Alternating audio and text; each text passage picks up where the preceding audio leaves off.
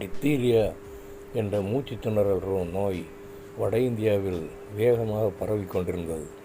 அப்பொழுது Scottish physician doctor Archibald Joseph Cronin மருத்துவமனையில் பாதிக்கப்பட்ட ஒரு சிறுவனுக்கு மூச்சு விடும்படி அவனது மூச்சு குழாயில் ஒரு துளை போடப்பட்டது.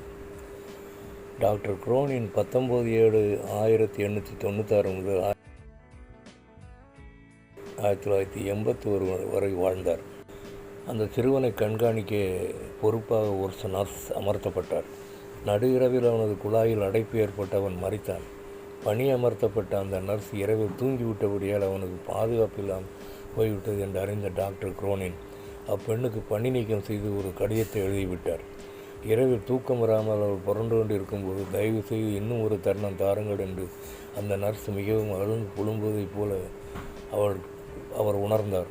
உடனே எழுந்து அந்த கடிதத்தை கிழித்தெறிந்தார். மீண்டும் பணியில் அமர்த்தப்பட்ட அந்த பெண் முழு கவனத்தையும் செலுத்தி வேலைகளை செய்தார். மட்டுமல்ல, சில ஆண்டுகளுக்கு பின் இங்கிலாந்தில் உள்ள ஒரு குழந்தைகள் மருத்துவமனையில் அவர் தலைமை நர்ஸாக பணிபுரிவதைக் கண்டு வியந்தார். தனக்கு கொடுக்கப்பட்ட தருணத்தை அவர் பயன்படுத்தி கொண்டார். வாய்ப்புகள் எப்போதும் வருவதில்லை, கிடைக்கும்போது அதை பயன்படுத்தி கொள்ள வேண்டும். ரூத் 3:11 நீ பயப்படாதே, உனக்கு வேண்டியபடி எல்லாம் செய்வேன். Ruth 3:11 Now my daughter, do not be afraid. I will do for you whatever you ask. One song. இயேசுவே ஜனமே என்றும் இடறிட வேண்டா, யெகோவா உன் தெய்வமானா ஏதும் பயம் வேண்டா. பயப்படாதே திருமந்தையே, பாரான் உன்னை பண். தயங்காதே மனம் கலங்காதே, உன் தேவன் தினம் காப்பே. இயேசுவே என் ஜனமே என்றும் இடறிட வேண்டா, இயேசுவே என் ஜனமே என்றும் இடறிட வேண்டா.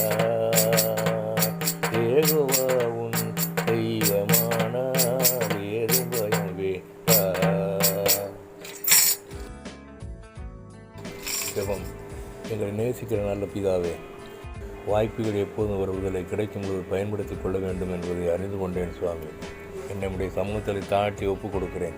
எனக்கு கொடுக்கப்பட்ட தருணங்களை நான் பயன்படுத்தி ஒரு நாமத்தை மையப்படுத்த கிருபை புரிய வேண்டும் என்றும் யெகோவா நாமத்தில் கெஞ்சி மன்றாடுகிறேன் பரிசுத்த பிதாவே.